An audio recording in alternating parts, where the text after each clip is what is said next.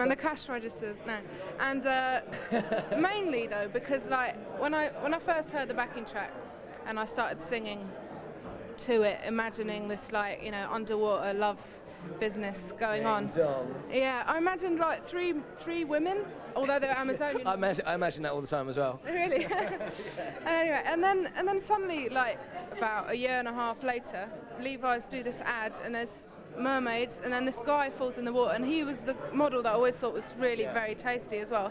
And then suddenly he's in there as well, and it's just like synchronicity. It's a bit spooky. But like the day when you find out, right, it is going to be us doing the Levi ad. Yeah. What is that like? Because I mean, like every band, I mean, it's almost a guarantee for success. If Levi's choose you to do like the music for one of their commercials, it is almost a guaranteed hit. I mean, what was the day when you were like, we got a Levi's ad? Well, it was sort of like that, but we couldn't say that because it's not sure, and if it is sure, you can't tell anyone because then it won't happen. So it's like this big secret. So, it's a bit difficult, Yeah. But at the same time, it was good because we were all a bit worried when we first signed. We had this image in our heads of if we did really make it, would people be knocking on our doors wanting to know all our life secrets, bribing our mates, telling all the juicy bits. And it's like with Levi's, it meant that we didn't have to sell ourselves too much. It's just the song just went all over the world, and we sort of kept quiet for a bit. All right, and now here's the big question: how many countries did you get to #1 in? Well, really, Italy.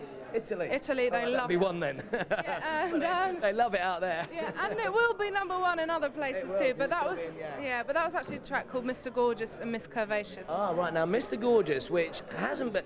First of all, tell us, because that was your second release, right? Yeah. Tell us how come it hasn't been released over here, because there is quite an interesting story that I think all that lot should know about.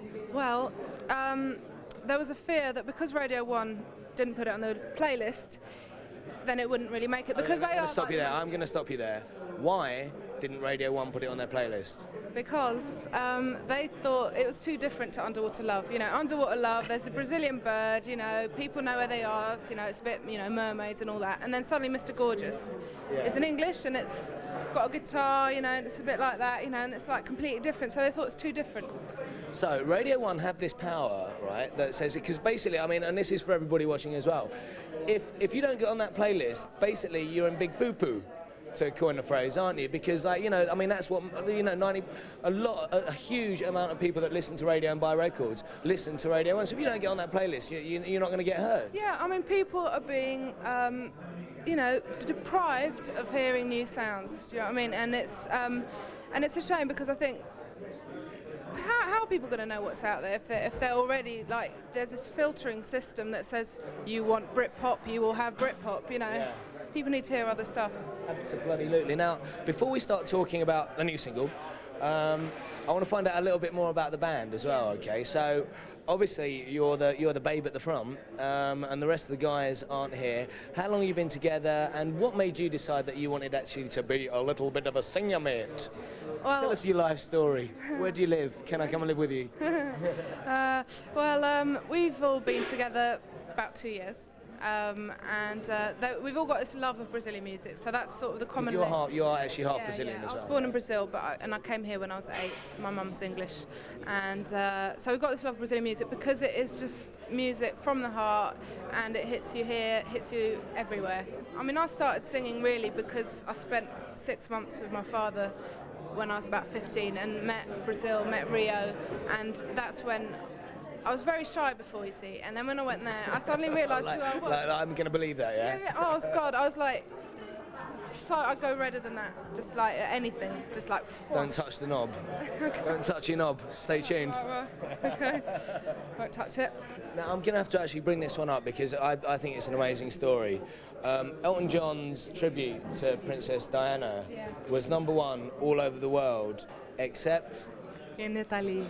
Because. They're bellissimo. No, because Mr. Gorgeous and Miss Curvaceous, they bought that. She kept them off #1. Now, obviously, I mean, there's still hundreds of records sold, so it's great, and loads of money still goes into the fund, but you were more popular than that track, which is just incredible. How did that make you feel? Well, it was rather nice. Yeah, it was nice. And I mean, Lady. It was bloody lovely. Yeah. It wasn't about Lady Di. It was 'cause just about obviously, you know getting new music in, and you know we're going to do a lot of tracks for charity in the future, and we'll give it all to charity. Well done. All right, now tell us a little bit about the new single. First of all, you're going to have to tell me what it's called, right? Because I can't quite get me tongue around it, as the actress said to the bishop. Well, I heard you say it quite nicely earlier, so I think you should try it again. Okay. Joga Bossa? Nah, shit. Nah. No, it's Joga Bossa. Joga Bossa. Come on, more. Joga Bossa. I'm starting to melt. You know, like that advert where it's like, you know, the ice begins to melt. I'm starting to feel like a little bit of a limp piece of lettuce hearing you say that. Can you just say what it's called again? Joga Bossa.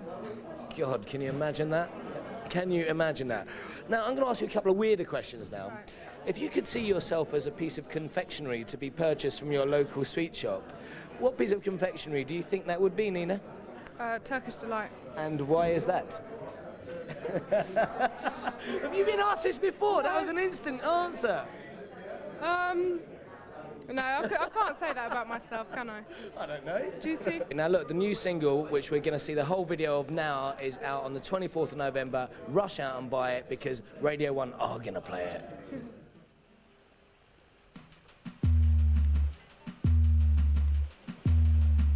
Cai na água. Vai cair na água comigo.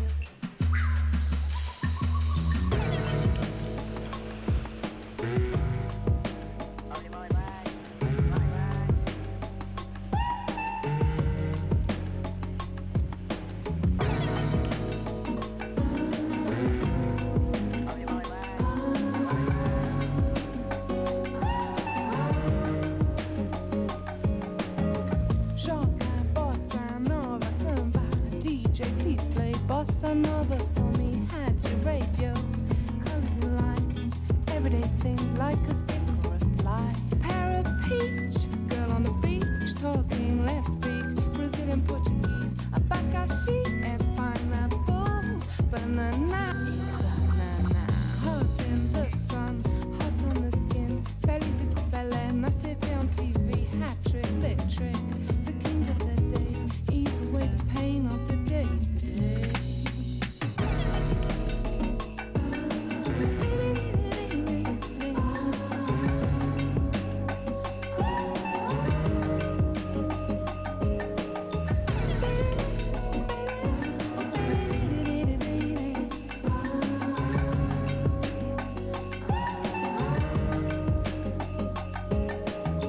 Joga bossa, play, brincar na praia, papá. Sonho, dream, escaping, sneeze, cheat. Toma, take a vitamina. Caipirinha, my dream drink. Para, lemon pink. Abacaxi é pineapple. Banana é banana.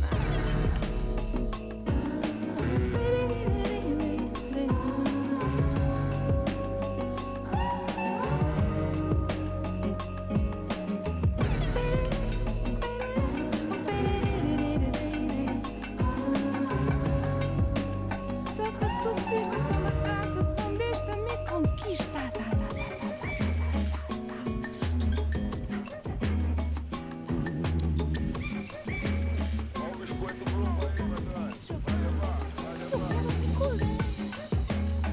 Pedrinho, seu chato. Oh, mãe.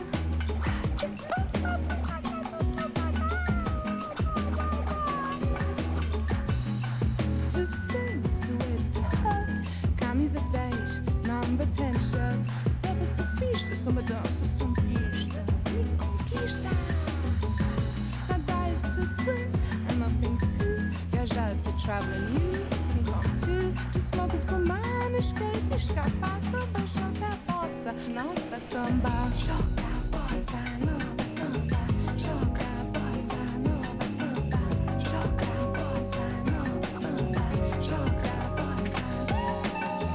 Joga bossa, nova samba. Joga bossa, nova samba. Joga bossa, nova samba. Joga bossa. Joga bossa, nova samba.